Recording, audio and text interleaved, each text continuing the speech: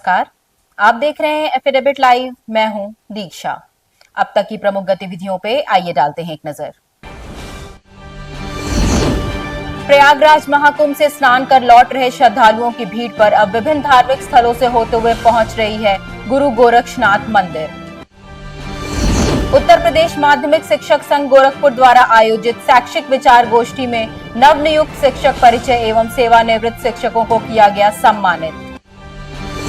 नगर निगम board की 10वीं बैठक में पार्षदों ने जन सरोकारों से जुड़े विभिन्न मुद्दों पर जमकर किया शोर शराबा। कई प्रस्तावों पर हुई चर्चा। और विश्वविद्यालय की कुलपति प्रोफेसर पूनम टंडन ने विभिन्न विभागों के शोध छात्रों के शोध पत्रों को उत्कृष्ट जर्नल में प्रकाशित करने और उनके प्रकाशन को प्रोत्साहित करने की दृष्टि से उन्हें किया सम्मानित। और अब गतिविधियां विस्तार से। प्रयागराज महाकुंभ से स्नान कर लौट रहे श्रद्धालुओं की भीड़ पर विभिन्न धार्मिक स्थलों से होते हुए गोरखपुर में गुरु गोरक्षनाथ मंदिर दर्शन पूजन के लिए आ रही है। इस कारण गोरखनाथ मंदिर में श्रद्धालुओं की संख्या प्रतिदिन बढ़ रही है। एफिडेविट लाइव संवाददाता निखिलेश ने गुरु गोरक्षनाथ मंदिर सहित अन्य स्थानों पर बाहर से आए श्रद्धालुओं से मुलाकात कर सरकार द्वारा की गई व्यवस्थाओं पर चर्चा की। कुंभ स्नान के बाद बाबा गोरखनाथ के दर्शन कर श्रद्धालुओं ने प्रदेश के मुखिया का इस भव्य आयोजन को लेकर आभार व्यक्त किया। और मैं बिहार वेस्ट चंपारण से आए हैं। हम अभी यहाँ गोरखनाथ मंदिर के प्रांगण में हैं और कुंभ में स्नान करके अयोध्या होते हुए यहाँ पहुँचे हुए हैं। कुंभ स्नान करने गए थे, कुंभ स्नान हो करके फिर अयोध्या घूमे, अयोध्या से फिर यहाँ पे आए हैं गुरु गोरखनाथ मंदिर में। कुंभ स्नान किए, उसके बाद जो है अयोध्या आए, अयोध्या में श्री राम जी का दर्शन किए, वहाँ घूमे फिरे, फिर कल शाम में चले, आज गोरखपुर पहुँचे हैं गोरखनाथ मंदिर। हम लोग आस्था से जुड़े लोग हैं और मन में ये सबसे बड़ा बात रीज़न यही है कि हम लोग कुंभ आ रहे हैं, जो कि बहुत मात्रा में दिखाया जा रहा है और बहुत भाग्यशाली हम लोग जुड़ रहे हैं। हम लोग जो वहाँ जा रहे हैं और इस लाभ का जो है लगातार भीड़ भी रह रही है। जी बिल्कुल बिल्कुल, लाखों करोड़, अभी तो 50 करोड़ से पार हो चुका है। उत्तर प्रदेश माध्यमिक शिक्षा संघ गोरखपुर द्वारा आयोजित शैक्षिक विचार गोष्ठी में नवनियुक्त शिक्षक परिचय एवं सेवानिवृत्त शिक्षकों को सम्मानित किया गया। गोष्ठी में मुख्य अतिथि प्रदेश अध्यक्ष पूर्व एमएलसी सुरेश कुमार त्रिपाठी ने पुरानी पेंशन बहाली, शिक्षक दिवस संकल्प, चयन बोर्ड की धारा 12, 18 व 21 की पुण्य बहाली सहित अन्य विषयों पर प्रकाश डाला। मीडिया कर्मियों से बातचीत करते हुए उन्होंने कहा कि शिक्षकों की समस्या संघ की समस्या है, जिसका निराकरण भी संघ की ही जिम्मेदारी है। देखिए, गोरखपुर आगमन आज हम जनपदीय सम्मेलन और शैक्षिक विचार गोष्ठी है। बहुत वर्षों बाद ये सम्मेलन आयोजित हुआ है। आज हमारे सामने संगठन के सामने बहुत कठिन परिस्थिति है। हमारी सबसे महत्वपूर्ण धारा जो हमारी सेवा सुरक्षा की धारा थी, चयन बोर्ड अधिनियम की धारा 21, उसे समाप्त कर दी गई। लगातार हम लोग शासन से कह रहे हैं, सरकार से कह रहे हैं, कोई सुनवाई नहीं हो रही है। दीनदयाल उपाध्याय गोरखपुर विश्वविद्यालय में आयोजित होने वाले हीरक जयंती समारोह में विश्वविद्यालय के विभिन्न विभागों द्वारा विश्वविद्यालय परिसर को सुंदर और साफ सुथरा बनाने की दृष्टि से साहित्यिक दीवार बनाने का कार्य जारी है। विश्वविद्यालय के अंग्रेजी विभाग की एक दीवार को आकर्षक पेंटिंग, कुछ साहित्यिक उद्धरणों और प्रतीकों से सजाया जा रहा है। कुलपति प्रोफेसर पूनम टंडन ने दीवार पर बनी कृतियों का लोकार्पण किया और छात्रों को उनके उत्कृष्ट कार्य हेतु सम्मानित भी किया।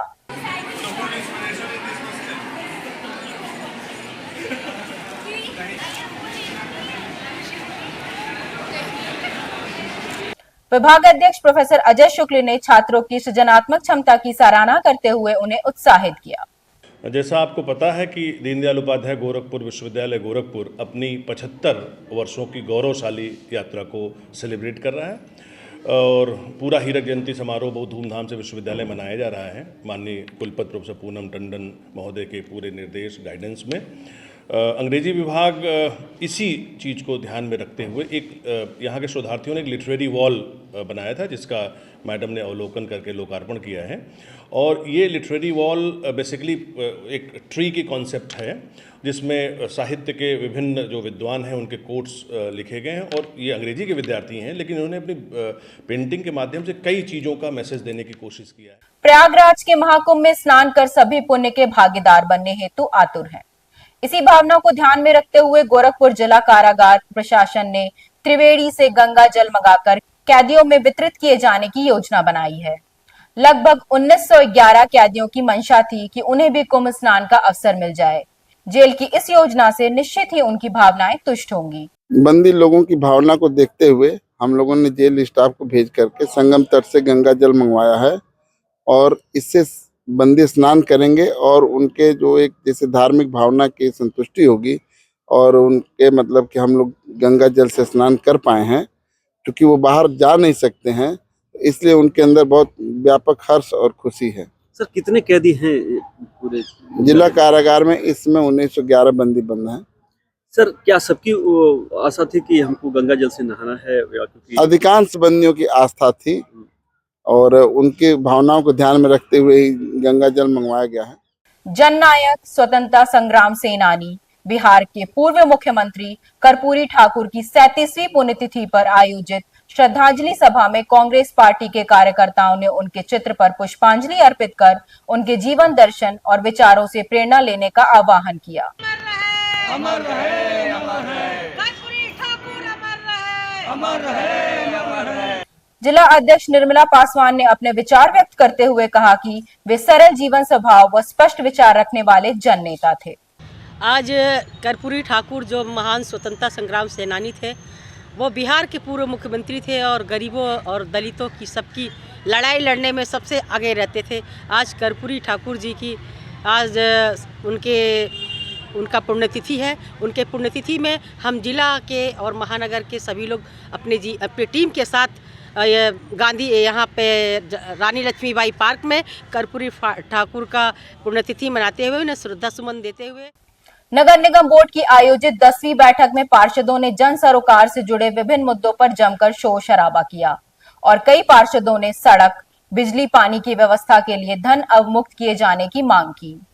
पार्षदों का आरोप है कि जो नए 10 वार्ड नगर निगम से जोड़े गए हैं, वहां की स्थिति को बेहतर बनाए जाने की आवश्यकता है। विशेषकर सपा के पार्षदों ने जो GIS सर्वे पर विचार व्यक्त करते हुए कहा कि इसे अविलंब रोका जाए। बैठक की अध्यक्षता महापौर डॉक्टर मंगलेश श्रीवास्तव ने की है। बैठक में नगर आयुक्त ने पार्षदों को शांत कराया और बैठक निर्बाध ढंग से जारी रही।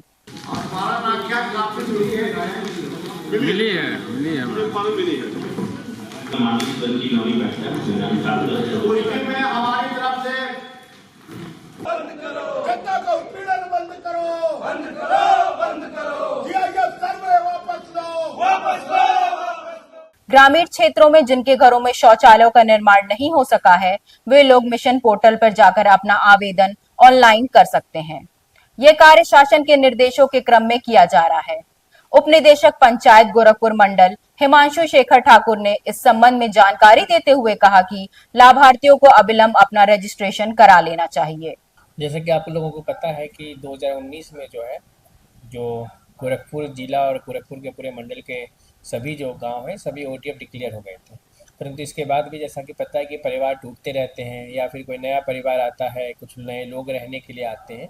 इसको ध्यान में रखते हुए शासन ने ऑनलाइन ऑप्शन जारी किया है कि कोई भी अगर किसी के पास भी शौचालय नहीं है, जो भी पात्र है, जिसको भी शौचालय की आवश्यकता है, वो ऑनलाइन आवेदन जो sbm.gov.in पे जाके कर सकता है और उसके ऑनलाइन आवेदन के बाद अगर उसकी पात्रता की जांच की जाएगी। अगर वो पात्र पाया जाता है तो उसे पुनः शौचालय जो है आवंटित किया जाएगा। और शौचालय में जैसा कि पता है कि अभी 12,000 की धनराशि 2 बराबर किस्तों में सरकार के द्वारा दी जाती है। पहली किस्त जो है बनाने के समय में ही दी जाती है 6,000 रुपये और दूसरा बनने के बाद जो है 6,000 की दूसरी प्रोत्साहन धनराशि दी जाती है। महानगर में रामगढ़ताल थाना क्षेत्र में एक जमीनी विवाद को लेकर 2 गुटों में जमकर मारपीट की घटना प्रकाश में आई है। मौके पर पहुंची पुलिस टीम ने स्थिति पर काबू पाया। इस संबंध में एसपी सिटी ने मीडिया कर्मियों से बातचीत में कहा कि एक व्यक्ति को घटना के संबंध में गिरफ्तार कर लिया गया है। रामगढ़ताल थाना क्षेत्र में आज सुबह इंदिरा नगर गोपालपुर क्षेत्र से ये सूचना मिली कि 2 पक्षों के बीच बाथरूम बनाने को लेकर विवाद हुआ। उसी में एक पक्ष ने हवाई फायरिंग कर दी। ये प्राप्त होते ही सूचना पुलिस द्वारा तुरंत घटनास्थल पर पहुंचा गया एवं जो आरोपी है उसको हिरासत में लेकर पूछताछ की जा रही है। सुसंगत धाराओं में मुकदमा पंजीकृत किया जा रहा है एवं अग्रिम कार्रवाई की जाएगी। दीनदयाल उपाध्याय गोरखपुर विश्वविद्यालय की कुलपति प्रोफेसर पूनम टंडन ने विश्वविद्यालय के विभिन्न विभागों के शोध छात्रों के पत्रों को उत्कृष्ट जर्नल में प्रकाशित करने और उनके प्रकाशन को प्रोत्साहन करने की दृष्टि से उन्हें सम्मानित किया। उन्होंने बताया कि Q1, Q4 जर्नल्स में प्रकाशित शोध अभिवृत्ति को और अधिक बढ़ावा देने की दृष्टि से यह निर्णय लिया गया है। रिसर्च एक्सीलेंस अवार्ड दिए गए हैं हमारे फैकल्टी मेंबर्स को, रिसर्च स्कॉलर को, जिन्होंने शोध के क्षेत्र में उत्कृष्ट कार्य करा गया है। तो उसके लिए हम फिर बहुत बहुत शुभकामनाएं सबको देना चाहेंगे और कि उन्होंने ऐसा काम करा, हमको गर्व है उनके ऊपर। इसमें लगभग 66 टोटल अवार्ड्स हैं, 32 स्टूडेंट्स हैं और बाकी फैकल्टी मेंबर्स हैं। यही कहना चाहेंगे ऐसे ही शोध के क्षेत्र में आगे बढ़ते रहिए और संपूर्ण विश्व में हमारा नाम करते रहिए, आगे बढ़ते रहिए। सभी से यही मैसेज देना चाहेंगे। आगामी 2 मार्च से ऑल इंडिया 2020 लक्ष्य चैंपियनशिप ट्रॉफी क्रिकेट प्रतियोगिता शुरू की जा रही है, जो आगामी 9 मार्च तक चलेगी। इस बात की जानकारी लक्ष्य स्पोर्ट्स एकेडमी के सचिव डॉक्टर त्रिलोक रंजन ने एक पत्रकार वार्ता में दी है। जो हमारी लक्ष्य स्पोर्ट्स एकेडमी हर साल ऑल इंडिया क्रिकेट टूर्नामेंट कराती है, उससे संबंधित है। ये हमारी लगातार 10वीं ऑल इंडिया क्रिकेट टूर्नामेंट है। कितनी टीमें पार्टिसिपेट कर रही हैं? कहाँ पे मैचेस? हर बार की तरह 8 टीमें इस बार भी पार्टिसिपेट करेंगे। टूर्नामेंट पूरी तरीके से यूपीसीए से एफिलिएटेड है, उनकी एनओसी है हमारे पास। और 8वां टीम जो है T20 फॉर्मेट पे अपनी टूर्नामेंट होगा। घासी कटरा स्थित आगोशे हमीदिया में लगभग 1.5 दर्जन बच्चों की दस्तारबंदी की गई। इन बच्चों ने कुरान को कंठस्थ किया है। इस अवसर पर प्रबंध समिति की ओर से सभी 15 बच्चों को उपहार स्वरूप साइकिल भेंट की गई। ये तमाम हमारे बुजुर्गों की देन है। अभी दाऊद साहब कह रहे थे कि हमने ये किया, यकीन मानिए इसमें मेरा कुछ भी नहीं है। ये सिर्फ और सिर्फ हमारे बुजुर्गों का पेड़ है, जिसको हम अपनी कोशिशों से उसकी हिफाजत कर रहे हैं। आज के लिए बस इतना ही। देखते रहिए FNA लाइव। धन्यवाद।